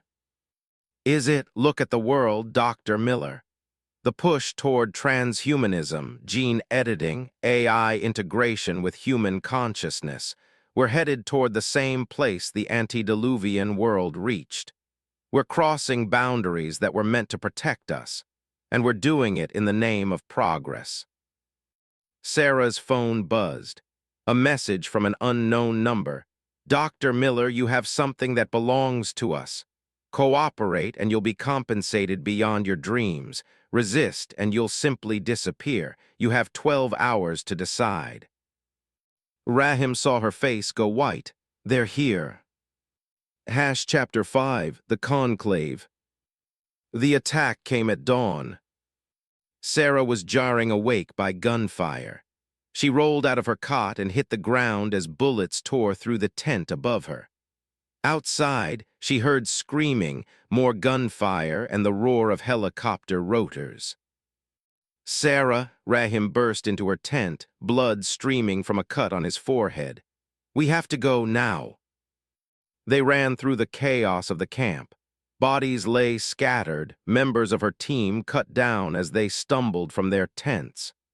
Sarah's mind couldn't process what she was seeing. These were scientists, academics. Why would anyone? A helicopter descended over the excavation site. Men in black tactical gear rappelled down, weapons raised. They moved with military precision, shooting anyone who moved. This way, Rahim pulled her toward a wadi, a dried riverbed that cut through the desert. They slid down the sandy bank as bullets kicked up dust around them. Behind them, Sarah heard a voice amplified by a loudspeaker. Dr. Miller, this doesn't have to continue. Give us the tablets and the documentation. Walk away. That's all we ask. They're going to kill us anyway, Sarah gasped as they ran. Not if we reach my contact first. Rahim pulled out a satellite phone and punched in a number. He spoke rapidly in Arabic, then hung up. 5 kilometers east. There's a remnant safe house, if we can reach it. An explosion rocked the ground behind them. Sarah looked back to see her entire excavation site engulfed in flames. Months of work, priceless artifacts, the bones of giants, all being systematically destroyed. They're erasing everything, she said in horror. That's what they do, Rahim said grimly. Come on. They ran through the desert as the sun rose, turning the sand into molten gold.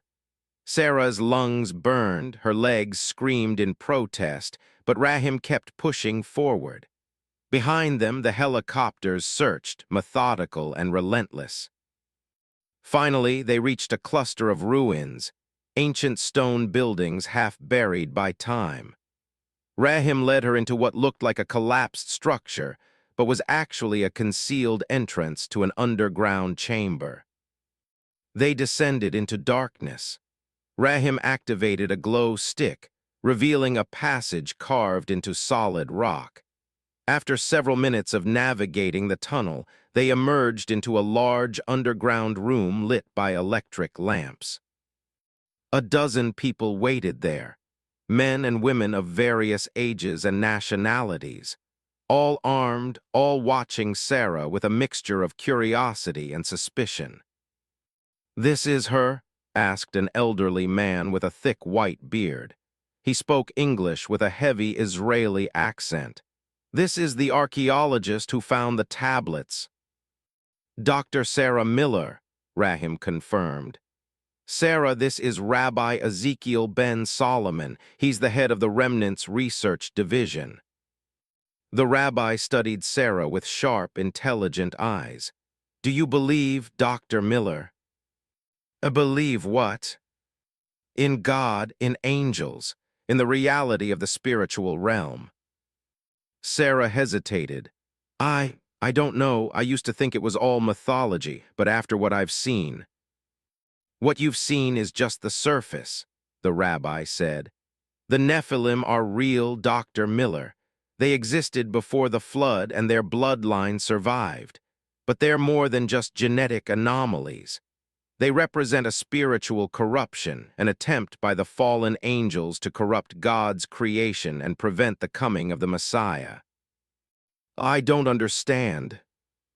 The rabbi gestured for her to sit. The promise was given in Genesis 3:15. The seed of the woman would crush the serpent's head. The Messiah would come through the human bloodline to redeem humanity. So what did Satan do? He corrupted that bloodline. He sent his angels to mate with human women, creating a hybrid race that carried demonic genetics. If all humanity became corrupted, no pure human could be born. No Messiah could come. But Noah was pure, Sarah said, remembering the tablet. Yes, perfect in his generations, meaning his genetics were uncorrupted. That's why God chose him.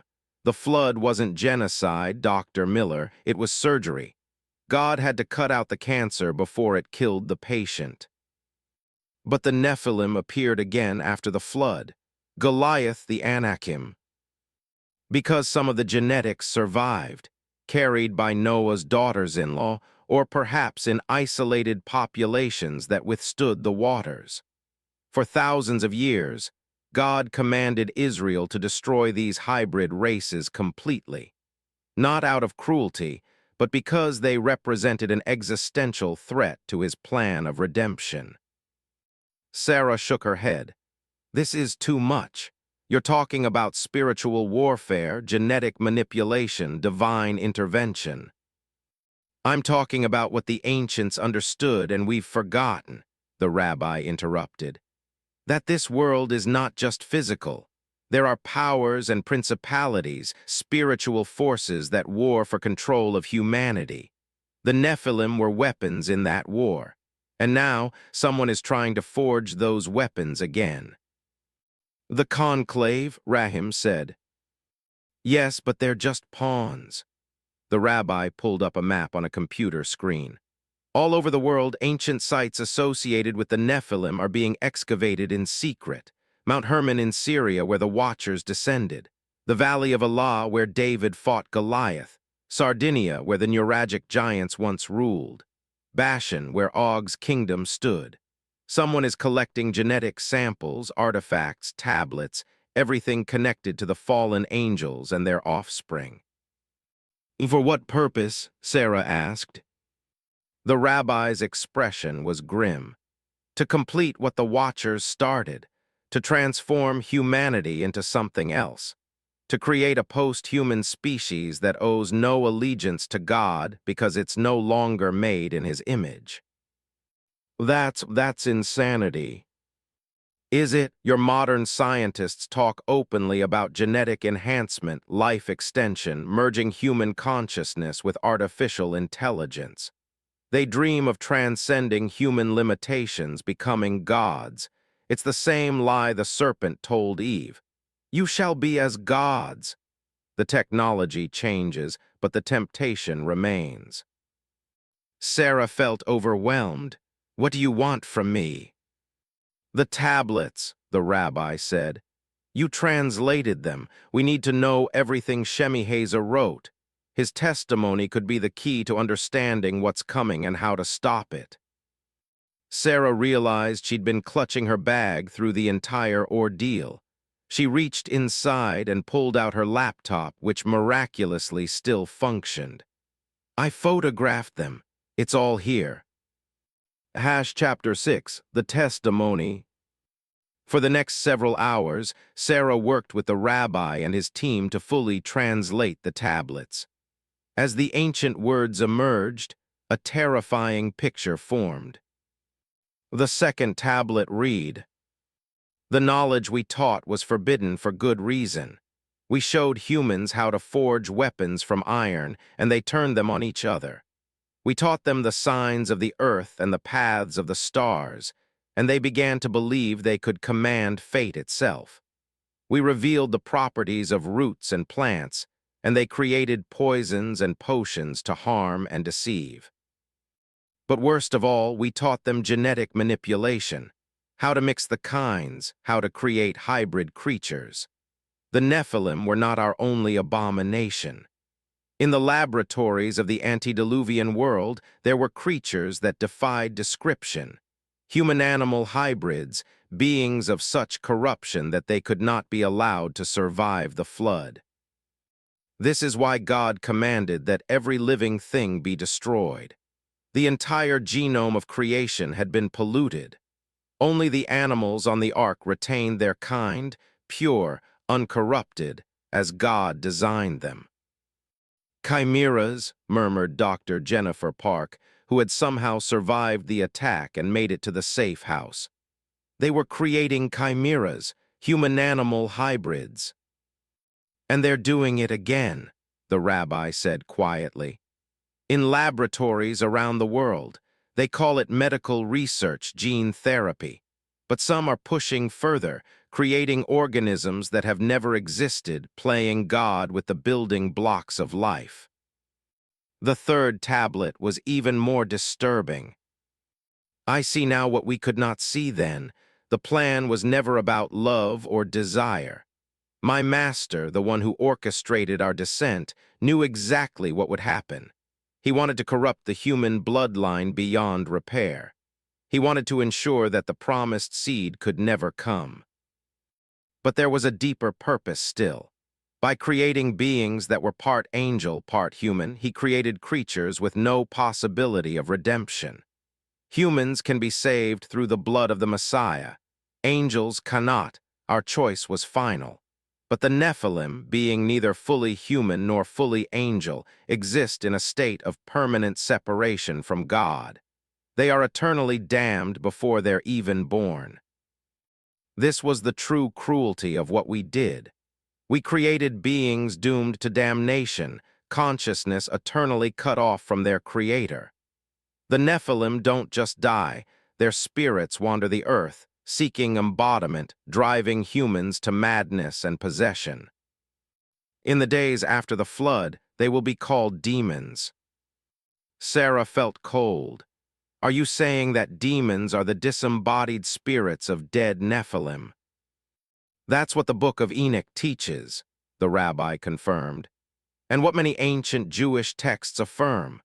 When the Nephilim died in the flood, their bodies perished, but their spirits remained, neither fully human to die naturally, nor fully angelic to return to the spiritual realm. They became the unclean spirits that Jesus cast out, the demons that possess and torment. And if someone recreates the Nephilim genetics, Sarah asked. They create vessels for those spirits to inhabit, bodies purpose-built for demonic possession. The rabbi's face was grave. Imagine an army of genetically enhanced super soldiers, each one possessed by an ancient, malevolent intelligence. That's what the conclave is working toward. Rahim spoke up. We've intercepted communications. There's a facility in Switzerland in the Alps. They're calling it Project Genesis. Our intelligence suggests they're attempting to clone Nephilim DNA recovered from various sites around the world. We have to stop them, Sarah said. We will, the rabbi replied. But first, you need to understand the full scope of what we're facing. The tablets, what do the rest say? Sarah pulled up her translations. The fourth and fifth tablets detailed the hierarchy of the Watchers, their different ranks and powers. The sixth through ninth described the pre-flood world in stunning detail, advanced civilizations, massive cities, technology that rivaled the modern age. The 10th tablet was a warning. To those who find these words, do not repeat our mistake. Do not believe that knowledge alone makes one worthy to possess power. Do not think that enhancing the body enhances the soul. Do not seek to transcend the limitations God placed on humanity, for those limitations are protections. The Nephilim were stronger, smarter, longer-lived than humans, but they were also more wicked, more corrupted, more capable of evil. Power without wisdom is destruction. Knowledge without love is cruelty. And life extended beyond its appointed span becomes a curse, not a blessing. If my words find you in an age where humanity again reaches for godhood, remember, the last time we tried, God destroyed the world. There will come a final judgment, a final cleansing, and this time it will be by fire, not water. The 11th tablet contained something that made everyone in the room fall silent. One day the bound watchers will be released. It is decreed. At the end of days, when humanity's wickedness reaches the level of the antediluvian world, we will be loosed from our chains. We will lead an army against the throne of God itself. And the Nephilim will walk the earth again, not as scattered remnants, but as a conquering horde. This is the future I see in my torment, the final rebellion, the ultimate war. But I also see the Messiah, the true seed of the woman, riding at the head of the armies of heaven. I see the fallen cast into the lake of fire. I see a new heaven and a new earth, where the corruption we introduced is finally and completely purged. The victory is assured, but the battle is real, and those who live in that day will face choices that determine eternity. Revelation, whispered Sarah. This matches the apocalyptic prophecies in the Book of Revelation. Precisely, the rabbi said. The end times won't just be political or economic upheaval. It will be a return to the days of Noah. Genetic manipulation, human enhancement, the blurring of lines between human and non-human, and the return of the Nephilim. How close are we, Sarah asked, to that day? The rabbi looked at her with ancient, sad eyes. Closer than you think, Dr. Miller, much closer. Chapter 7, The Infiltration. The plan was audacious and probably suicidal. Sarah would infiltrate Project Genesis using forged credentials identifying her as Dr. Elena Rostova, a geneticist recruited by the Conclave. The remnant had been building her cover identity for years, waiting for the right opportunity. That opportunity was now. You don't have to do this, Rahim said as they prepared in the safe house. We can find another way. No, we can't, Sarah replied. You said it yourself, time is running out. If they successfully clone a Nephilim, if they activate that genome, it could trigger a cascade we can't stop. I have to go. The rabbi approached with a small silver pendant. This is yours now. It's inscribed with Psalm 91. He who dwells in the shelter of the Most High will rest in the shadow of the Almighty. It's been in my family for 30 generations, kept safe since the time of King David. It will protect you. Sarah, who had never been religious, felt an unexpected comfort as she put it on. Thank you. One more thing, the rabbi said seriously. If you encounter them, the Nephilim or anything created from their genetics, remember this, they're stronger than you, faster than you, more intelligent than you. Your only advantage is that they're cut off from God's grace. They're spiritually dead. So don't rely on physical strength. Rely on prayer, on faith, on the name that makes demons flee. I don't know if I have that kind of faith, Sarah admitted. Then you'll learn quickly, the rabbi said with a slight smile. Faith isn't the absence of fear, Dr. Miller. It's trusting God despite the fear. Now go, and may the Lord who destroyed the giants before grant you victory again. The flight to Switzerland was nerve-wracking. Sarah kept expecting security to pull her aside, to realize her credentials were fake. But the remnant's work was flawless. She passed through every checkpoint without incident. The Project Genesis facility was built into an alpine mountain, disguised as a research station for climate studies. The real laboratories were buried deep underground, accessible only through high-security elevators that required biometric authentication and clearance codes that changed every 6 hours. Sarah's credentials got her into the facility. Inside, she found a world that was equal parts cutting-edge science and occult symbolism. The walls were decorated with ancient cuneiform and Egyptian hieroglyphs alongside modern genetic charts. In one conference room, she saw a massive symbol that made her blood run cold. The sigil of Shemiheza, the chief of the Watchers, exactly as it appeared on the tablets. Dr. Rostova, welcome. A tall, cadaverous man in a white lab coat extended his hand. I'm Dr. Viktor Volkov, head of genetic engineering. We're thrilled to have you join us. I'm honored to be here, Sarah said, forcing a smile. Let me show you what we've accomplished. Volkov led her through a series of laboratories filled with equipment Sarah recognized. Gene sequencers, CRISPR arrays, embryonic incubation chambers. But there were other things she didn't recognize.